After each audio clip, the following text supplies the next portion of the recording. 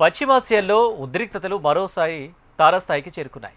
ప్రపంచ దేశాలు శాంతి చర్చలకు ప్రాధాన్యత ఇస్తున్న సమయంలో అమెరికా సైనిక స్థావరాలను లక్ష్యంగా చేసుకుని ఇరాన్ దాడులు చేపట్టింది. దీంతో ప్రాంతంలో భద్రతా పరిస్థితులపై ఆందోళనలు వ్యక్తమవుతున్నాయి. కువైట్, బహ్రెయిన్ దేశాల్లో ఉన్న అమెరికా సైనిక స్థావరాలపై ఇరాన్ క్షిపణులు, డ్రోన్లతో దాడులు జరిపినట్లు సమాచారం.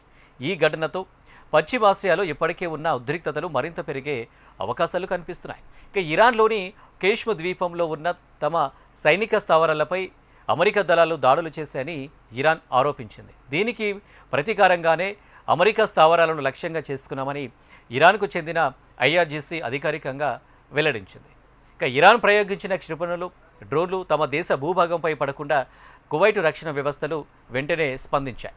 ఇక అత్యాధునిక రక్షణ సాంకేతికత సాయంతో వాటిని గగనతలంలోనే అడ్డుకుంటున్నట్లు కువైట్ ఆర్మీ జనరల్ స్టాఫ్ తెలిపింది. ఈ పరిణామాల నేపథ్యంలో అమెరికా సైనికులు ఇతర దేశాలకు చెందిన సిబ్బందిని అప్రమత్తం చేశారు.